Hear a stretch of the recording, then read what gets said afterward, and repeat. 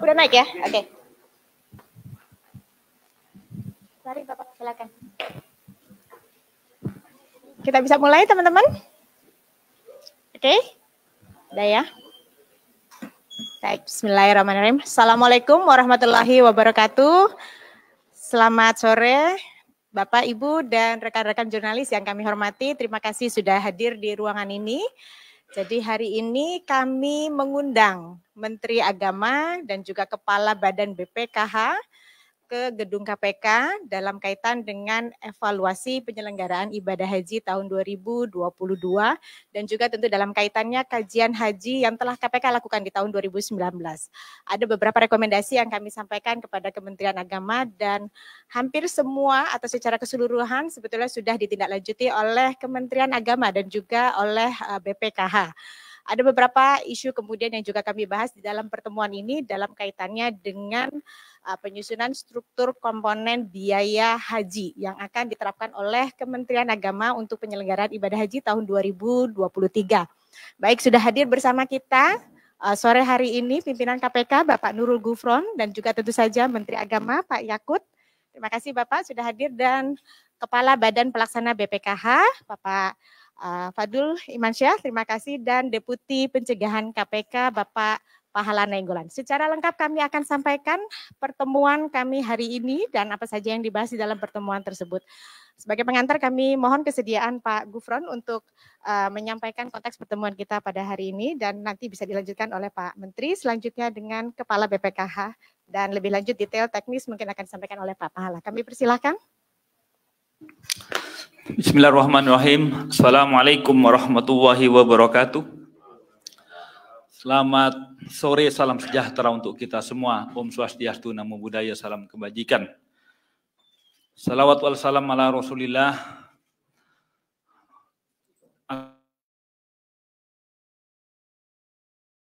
Kami berdiskusi dan juga membahas tentang biaya penetapan haji. Karena kebetulan KPK memang concern terhadap penetapan biaya haji ini sejak 2019, kemudian diupdate kembali dengan kajian KPK di tahun 2020.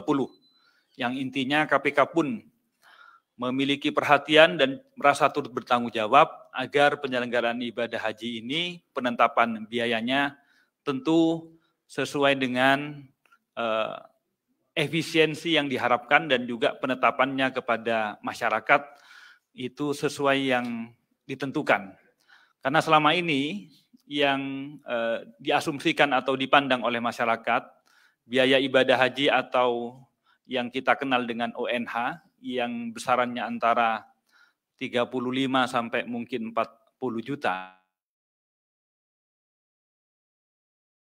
Haji mulai dari keberangkatan, mungkin transportasi, akomodasi, biaya hidup di sana sampai kembali itu sudah tercukupi dengan besaran antara 35 sampai 40 juta tersebut.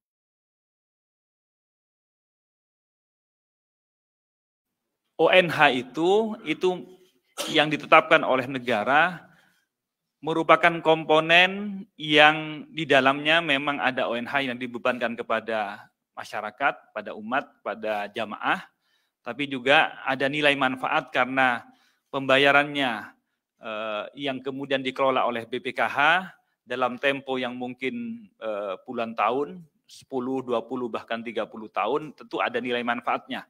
Tetapi kalau kemudian ditotal antara ONH dan nilai manfaatnya masih belum memenuhi biaya ibadah haji yang sesungguhnya yang memang ditentukan oleh pemerintah sesungguhnya adalah sekitar 98 juta.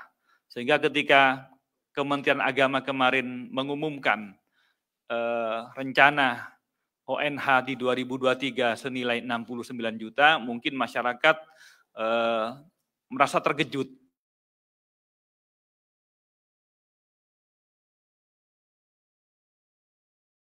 Masyarakat itu apakah selama ini sudah memenuhi kebutuhan biaya ibadah haji secara keseluruhan. Itu yang perlu kami tegaskan. Karena KPK sejak 2019 sampai 2020 memang concern dan telah melakukan beberapa kajian, nanti akan dijelaskan secara detail oleh Deputi Pencegahan KPK yang telah memiliki banyak temuan sebelumnya. Intinya KPK akan membersamai Kementerian Agama, tapi juga membersamai rakyat Indonesia agar penentuan biaya ibadah haji yang dibebankan kepada masyarakat itu tentu seefisien mungkin, tapi juga harus memenuhi prinsip istitoah atau kemampuan. Karena jamaah ataupun masyarakat yang ingin menunaikan ibadah haji, tapi tidak memiliki kemampuan untuk membiayai, baik dari keberangkatan, transportasi, lantas di biaya akomodasi selama penyelenggaraan haji di Mekah, tentu kemudian ini juga sesungguhnya belum memenuhi kewajiban atau ditanggung beban kewajiban untuk menunaikan ibadah haji. Itu yang dapat kami sampaikan sebagai pembuka. Selanjutnya kami persilahkan Pak Menteri Agama, dan juga selanjutnya juga ada Pak Fatul Iman Syah BPKH yang akan juga menyampaikan, dan terakhir Deputi Pencegahan kami, Pak Pahalai Nanggolan, yang akan mendetailkan beberapa hal yang perlu oleh masyarakat diketahui. Kami persilahkan kepada Pak Menteri. Baik, terima kasih Pak Gufron. Assalamualaikum warahmatullahi wabarakatuh. Selamat sore kawan-kawan media semua, Bapak Ibu sekalian yang saya hormati, Pak Gufron, Pak Pahala, Pak Fatul. Saya sedikit saja menyampaikan, yang pertama bahwa kami diundang oleh pimpinan KPK untuk membicarakan terkait dengan saran rekomendasi yang diberikan KPK kepada Kementerian Agama. Ada 9 saran dan 24 rencana tindak lanjut. Kami masih menyisakan 2 yang belum kita selesaikan dari sekian banyak saran dan tindak lanjut itu. Yaitu yang pertama terkait Undang-Undang Nomor 34 Tahun 2014 tentang pengelolaan keuangan haji, dan Undang-Undang Nomor 8 Tahun 2019 tentang penyelenggaraan ibadah haji, dan mengharmonisasi kedua undang-undang ini. Ini yang masih menjadi menjadi bahasan di Kementerian Agama, tapi naskah akademiknya sudah selesai. Insya Allah dalam minggu depan kita sudah bisa tindak lanjuti terkait dengan saran yang diberikan oleh KPK ini. Nah, ini intinya itu pertemuan pada sore hari. Yang kedua tentu sebagaimana tadi disampaikan oleh Pak Gufron, ini terkait bagaimana ibadah haji ini benar-benar memenuhi ketentuan-ketentuan, baik itu ketentuan yang disyaratkan oleh agama, ketentuan istitoah ya, maupun ketentuan yang disyaratkan oleh undang-undang. Tadi diingatkan bahwa haji ini adalah harus memperhatikan penghargaan atas prinsip-prinsip keadilan dan kesamaan umat Islam. Artinya semua umat Islam harus memiliki kesempatan, keadilan, dan persamaan dalam menunaikan ibadah haji. Oleh karena itu menjadi penting salah satu untuk menjamin keadilan dan persamaan bagi umat ini adalah komponen pembiayaan ibadah haji. Tadi disampaikan sudah oleh Pak Gufron bagaimana sebenarnya apa yang selama ini dibayarkan jamaah haji itu bukan apa yang seharusnya dibayarkan. Jadi kalau di skema kami itu ada BPIH dan BPIH.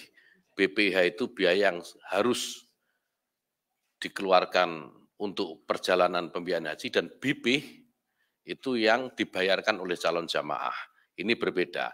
Makanya kemarin yang kita usulkan kepada DPR, skema ini 70% ditanggung oleh jamaah dan 30%-nya itu ditutup dengan menggunakan dana manfaat yang dikelola oleh BPKH.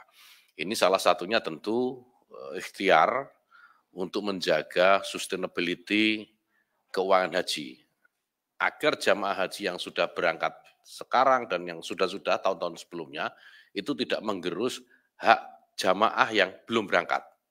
Nah, ini sebenarnya ikhtiar-ikhtiar ini sedang kami lakukan, dan kami tadi diingatkan juga oleh pimpinan KPK agar keuangan haji ini benar-benar ditata dengan baik, agar ada keajekan gitu. Kalau memang harus naik itu naiknya harus terstruktur ya, sehingga jamaah itu bisa memperkirakan yang belum berangkat kira-kira harus nambah berapa gitu. Secara otomatis di dalam pikiran calon-calon jamaah sudah bisa mengkalkulasi sendiri. Nah itu tadi yang diingatkan oleh pimpinan KPK dan insya Allah kami di Kementerian Agama bersama BPKH akan segera menindaklanjuti apa yang tadi direkomendasikan oleh KPK. Dan ketiga, kami bersyukur tadi sudah ada komitmen dari pimpinan KPK untuk terus memberikan supervisi kepada Kementerian Agama dalam memberikan pelayanan kepada umat, terutama pada pelaksanaan pelayanan ibadah haji ini. Saya kira ini. Terima kasih Pak Gufron. Assalamualaikum warahmatullahi wabarakatuh. Terima kasih. Assalamualaikum warahmatullahi wabarakatuh. Salam sejahtera buat kita semua. Ada 3 hal yang menjadi topik terkait dengan BPKH pada pertemuan kali ini dengan KPK. Yang pertama adalah seperti yang disampaikan oleh Pak Menteri tadi, bahwa selain dari tindak lanjut yang harus dipenuhi dari sisi Kementerian Agama, dari kami juga BPKH juga ada beberapa tindak lanjut yang merupakan hasil kajian dari KPK terkait dengan salah satunya adalah harmonisasi undang-undang pengelolaan keuangan haji dan pengelolaan ibadah haji itu sendiri. Jadi saat ini alhamdulillah dari sisi BPKH sudah close ya, kami laporkan kepada KPK dan alhamdulillah KPK juga sudah menerima dengan baik. Mudah-mudahan ini menjadi seperti yang disampaikan oleh Pak Menteri tadi, bahwa nanti ke depannya akan ada naskah akademis yang akan menjadi referensi bagi harmonisasi terhadap kedua undang-undang yang terkait. Itu yang pertama. Yang kedua adalah KPK pada prinsipnya yang kami tangkap ya Pak Wakil Pimpinan, bahwa pada prinsipnya mendukung apa yang disampaikan oleh Kementerian Agama bersama dengan BPKH terkait dengan BP ya. Jadi kalau memang yang harus dibayarkan adalah sesuatu yang memang bagian dari calon jemaah haji yang berangkat, tentunya harusnya secara normalnya tidak menggerus atau tidak mengambil bagian dari apa yang calon jemaah haji ke depannya. Nah itu sebenarnya prinsip dasar yang dirumuskan oleh Kementerian Agama dan bersama dengan BPKH. Jadi itu yang kedua. Yang terakhir sebagai tindak lanjut dari pertemuan kami dengan KPK sebelumnya, bahwa hingga saat ini KPK terus berkomitmen untuk mengawal setiap kegiatan investasi baik di dalam negeri maupun di luar negeri, karena kedepannya kita akan berusaha untuk mensupport ekosistem perhajian di luar negeri sehingga otomatis nanti akan dapat memberikan kontribusi terhadap efisiensi dari biaya haji di Arab Saudi. Insya Allah akan bermanfaat bagi seluruh calon jemaah haji yang akan berangkat ke depannya. Saya rasa itu. Terima kasih. Wabillahi taufiq wal hidayah. Wassalamualaikum warahmatullahi wabarakatuh.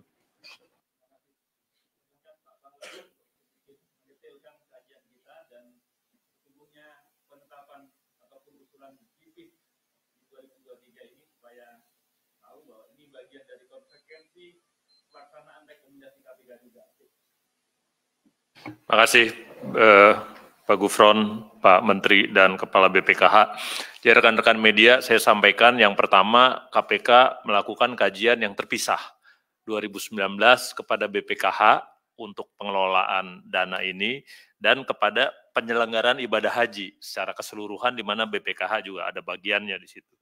Dan tim KPK waktu itu ke Saudi, Pak Menteri juga gitu. Jadi kalau dari KPK kita lihat bahwa ada 3 item. Yang pertama efisiensi penyelenggaraan haji di dalam negeri, yang kedua efisiensi di sana, dan yang ketiga optimalisasi pengelolaan dana di BPKH.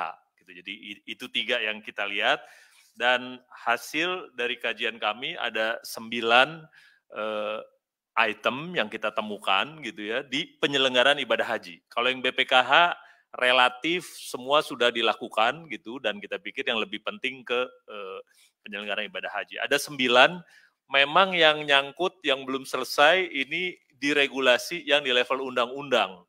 Yang Pak Menteri bilang harmonisasi antara Undang-Undang 8 itu tentang BPKH dan Undang-Undang 34 tentang penyelenggaraan ibadah haji. Ini dua ini harus nyambung. Artinya gini, BPKH itu kalau diminta nilai manfaatnya untuk mendukung penyelenggaraan ibadah haji, harus transparan juga.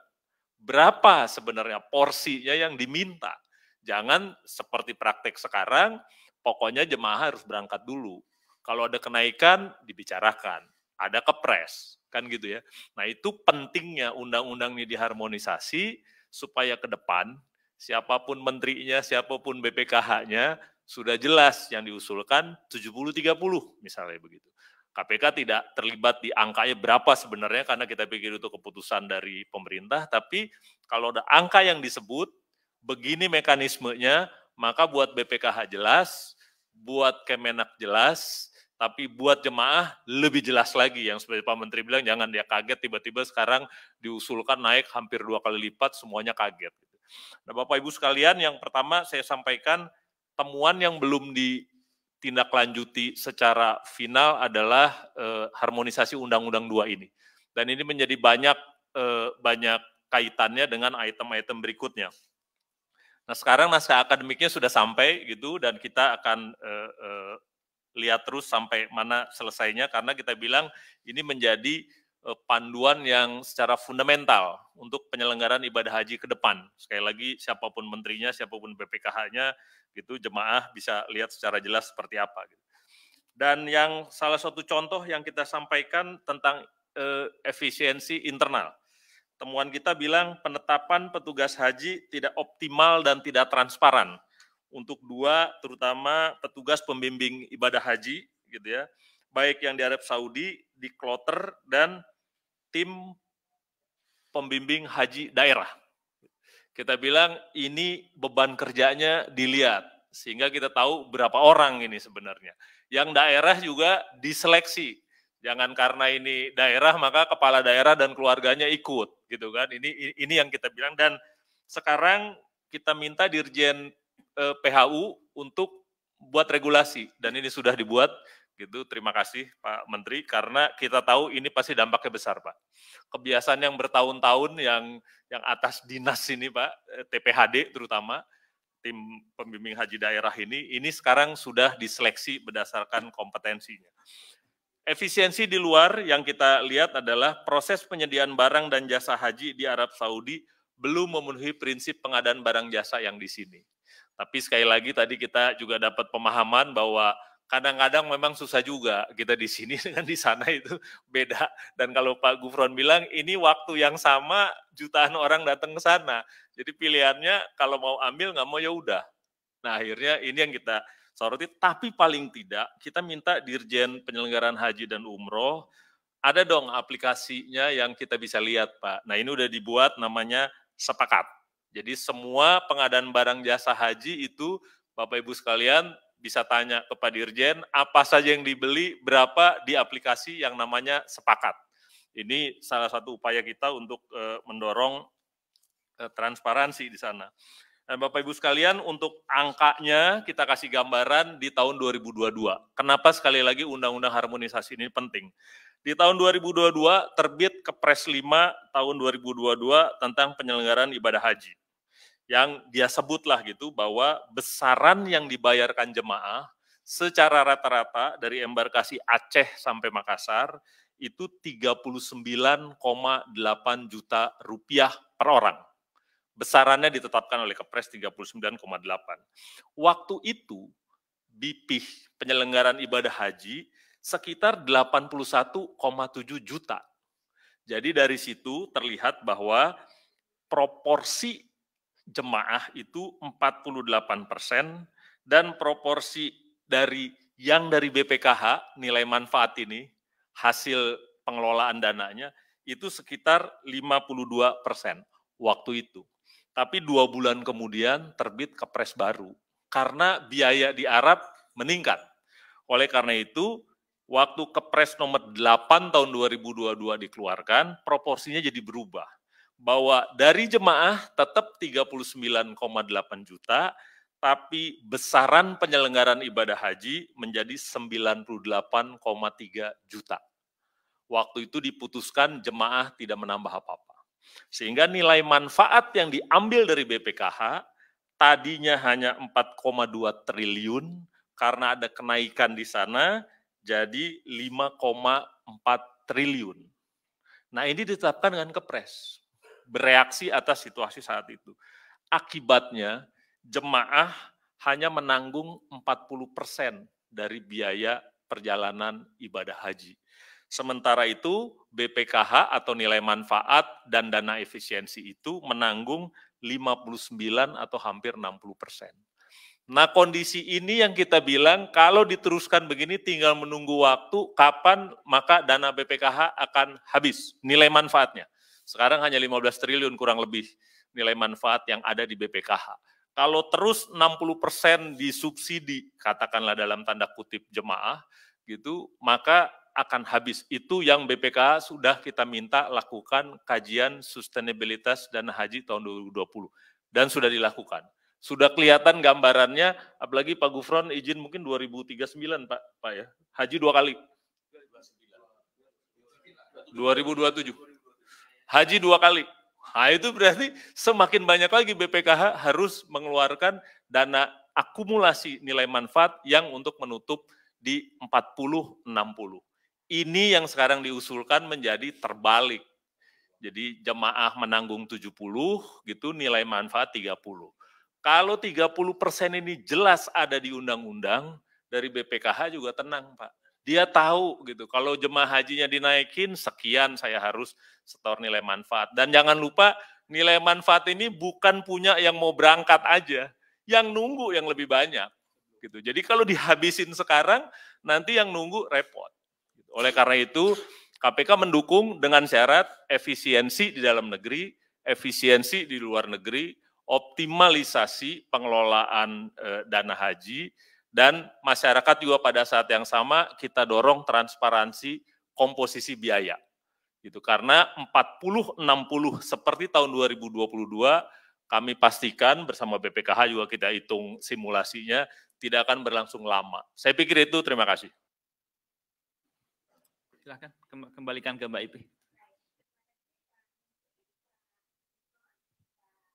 Dan juga Pak Pahala.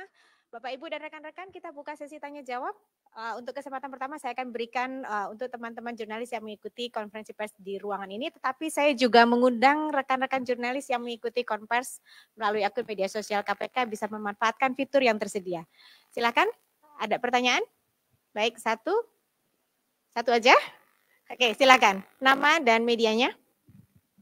Ya, terima kasih. Saya Mario dari Metro TV. Ya, sebelumnya saya mau berangkat menanyakan seperti yang mengutip kata Pak Pahala dengan sistem yang tadi awal itu yang sekarang 60-40 bahkan diprediksi 2027 atau 2008 itu sudah habis. Kira-kira apakah memang sudah ada format yang baku sehingga yang ngantri-ngantri ini tidak terancam untuk batal berangkat misalkan? Atau memang kajiannya memang sudah sepakat atau memang sudah dihitung akan dibalik misalkan yang seperti Pak Pahala bilang 60-nya ditanggung jamaah, 30-nya dari pemerintah. Nah, kemudian itu pertanyaan pertama. Pertanyaan kedua, saya ingin menanyakan soal KPK sempat mengatakan dalam kajiannya ada 3 poin yang waktu itu disampaikan oleh Ketua KPK juga bahwa ada 3 poin yang diduga 2 kali markup. Pertama pada saat pemberangkatan, saat di sana, dan makan. Apakah dari pihak BPKH Kemenak ini sendiri sudah melihat? Itu kan setahu saya bulan lalu. Mungkin Bapak datang waktu itu. Apakah Bapak sudah melakukan penelitian atau minimal mengumpulkan data soal adanya temuan-temuan tersebut? Kenapa perbedaan harga berangkat atau harga di sana terus harga pulang itu ada perbedaan. Dan kemudian yang saya garis bawahi ada pernyataan dari kajian KPK yang disampaikan Ketua KPK ada dugaan permainan entah itu vendor yang di dalam atau vendor yang di luar. Mesti belum ketemu kliknya di mana adanya perbedaan harga di sana dengan vendor yang di sini? Apa memang tidak terkoordinasi atau memang tidak ada patokan standar khusus misalkan sehingga terjadi perbedaan dan kemudian memunculkan adanya dugaan semacam permainan? Apakah Kemenak sendiri juga misalkan sudah melihat betul siapa vendor-vendornya, atau memang yang di sana misalkan kalau kata Pak Pahala kan itu nggak menggunakan sistem di sini, atau tidak ada, atau mereka tidak ikuti sistem di katalog sepakat misalkan, bisa kelihatan gitu loh. Kalau mereka nentuin suka-suka mereka, tetapi mereka justru berafiliasi dengan orang yang di dalam, ini yang repot. Seperti kasus Garuda misalkan, yang nentuin vendor di sana, tapi mereka udah muter duluan. Mereka punya perjanjian dengan pejabat-pejabat di sini. Itu pola-pola yang memang agak perlu dirapihkan. Ini karena ini bicara umat. Gitu, walaupun kita tahu manfaatnya itu sangat, antusias masyarakat itu sangat besar. Baik. Ya pertama itu dulu, terima kasih Mbak Poinnya sudah Menteri. kita catat. Jika masih ada pertanyaan saya buka dulu untuk sesi ini. Oke, ternyata hanya satu ya. Baik, ada 3 pertanyaan Bapak. Mungkin yang pertama lebih kepada kajian KPK. Sebetulnya tadi sudah sempat dijelaskan oleh Pak Pahala, tapi mungkin sebagai penegasan, apakah kajian KPK juga masuk sampai kepada proporsi tadi 70 dan 30% tadi.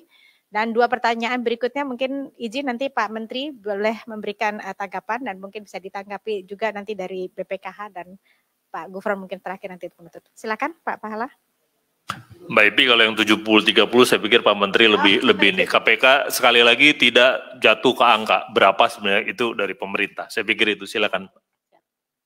Ya baik, jadi soal 70-30 itu tentu sudah didasarkan pada perhitungan-perhitungan.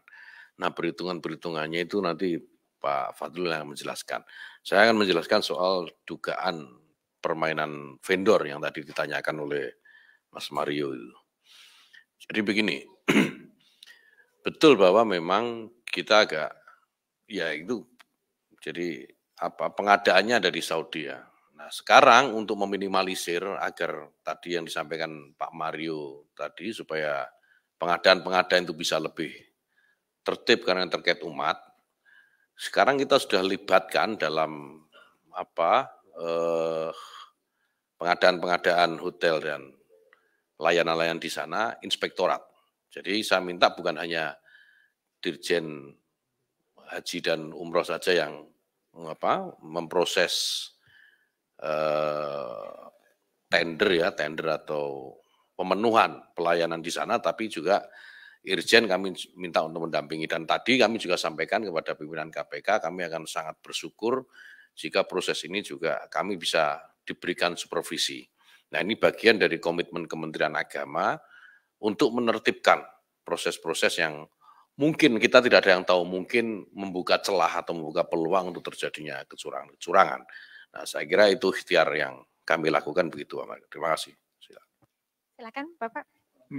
Ya, terima kasih. Mungkin kalau secara format nanti akan dilakukan kajian-kajian ya. Kira-kira berapa persentase yang selayaknya dibebankan oleh calon jemaah haji dan berapa yang kemudian masuk di dalam nilai manfaat. Tapi sebagai gambaran adalah bahwa kalau dibandingkan dengan 2019 ya, itu ada kenaikan dari 69 juta atau sekitar 70 juta ke hampir 100 juta ya, 98 juta.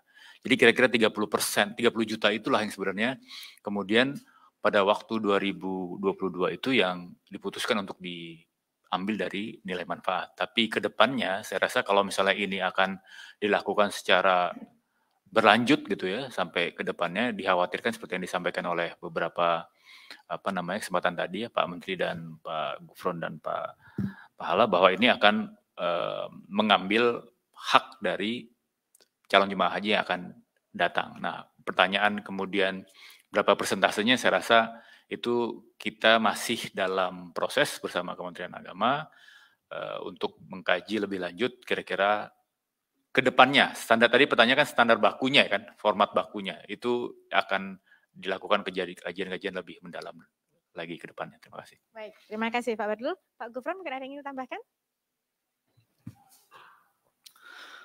Pertama sekali lagi terima kasih Pak Mario.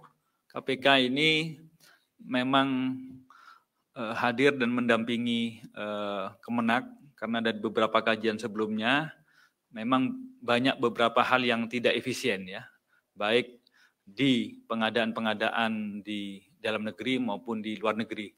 Kalau dalam negeri, sistem kita sedikit banyak telah bisa dipaksakan untuk dilaksanakan, yaitu menggunakan prinsip pengadaan barang dan jasa secara umum lah. Tetapi berkaitan dengan pengadaan barang dan jasa untuk di luar negeri, masih banyak barrier-barrier yang tentu KPK akan komit untuk juga membantu bagaimana agar pihak vendor di luar negeri, utamanya misalnya hotel, konsumsi, dan tiket misalnya, itu kami juga akan membantu dengan mengkomunikasikan dengan pihak pemerintahan Arab Saudi. Karena selama ini diketahui dari Menteri untuk sampai kontrak dengan owner hotel, konsumsi dan lain-lain itu masih banyak barriernya sehingga mengakibatkan itu tentu harganya menjadi tinggi. Itu yang selalu kami anggap. Tetapi di sisi lain tetap KPK mendorong adanya kepastian agar nilai manfaat dari uang yang sudah asumsinya ditabung lah gitu, karena menyetor hari ini keberangkatannya mungkin 30 tahun yang akan datang. Jarak waktu 30 tahun itu kan yang kemudian dipertaruhkan menjadi nilai manfaat. Nah, nilai manfaat itu kalau tidak sesuai dengan porsinya, tentu kemudian pasti keberangkatannya dia sedang menggunakan nilai manfaat orang lain. Nah, padahal ini ibadah haji yang tidak memungkinkan kita juga mendolimi atau karena menggunakan hak orang lain itu. Itu yang sama-sama kita upayakan. Efisiensi dalam negeri, efisiensi luar negeri, tapi juga kita memastikan BPKH itu lebih berkepastian dengan kepastian porsi. Sebenarnya BPKH itu dibebani nilai manfaat yang harus menyumbang BPIH-nya itu berapa persen. Nah, selama ini kalau tidak ditetapkan naik turun menjadi BPIH-nya juga menjadi tidak pasti, sehingga mau berinvestasi dalam beberapa hal BPKH juga menjadi gamang karena tidak pasti. Itu yang dapat kami sampaikan. Sekali lagi berkaitan dengan hal-hal yang bersifat markup, Mas Mario, kami sudah mendorong untuk menyelenggarakan secara pengadaan barang dan secara umum, apalagi prosesnya sudah masuk ke sistem yaitu sepakat. Nah, sementara yang di luar negeri karena ini menyangkut tidak bisa kita paksakan seperti pengadaan barang jasa Indonesia yang memiliki kepres pengadaan barang dan jasa dan kemudian ada LKPP-nya, tapi ini pihak luar, maka kita perlu support untuk nego lebih berkepastian. Saya kira begitu, Mbak. Terima kasih. Baik, terima kasih Pak Gufron. Karena terkait apa itu?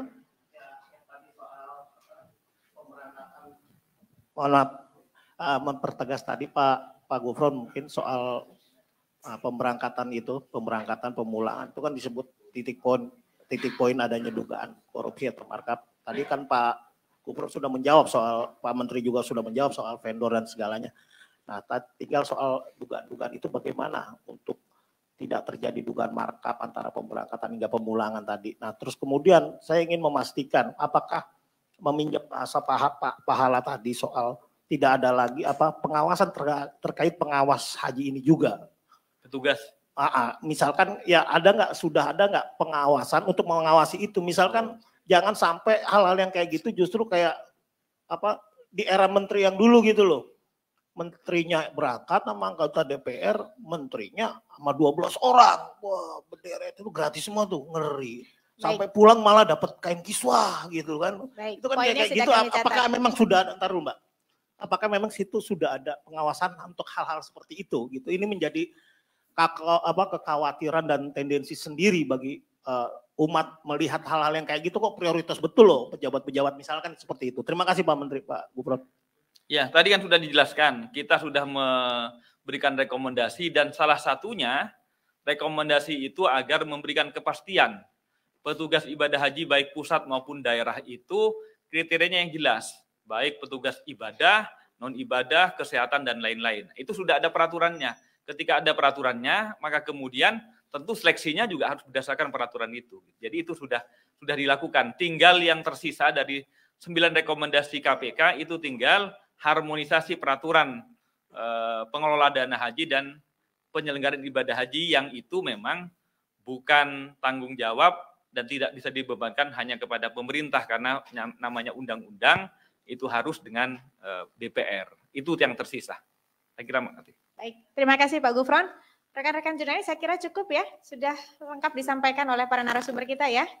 Baik, saya ucapkan terima kasih untuk Pak Menteri, Pak Kepala BPKH, Pak Gufron, dan Pak Pahala untuk kesempatannya. Terima kasih rekan-rekan. Wassalamualaikum warahmatullahi wabarakatuh. Ya, terima kasih Bapak.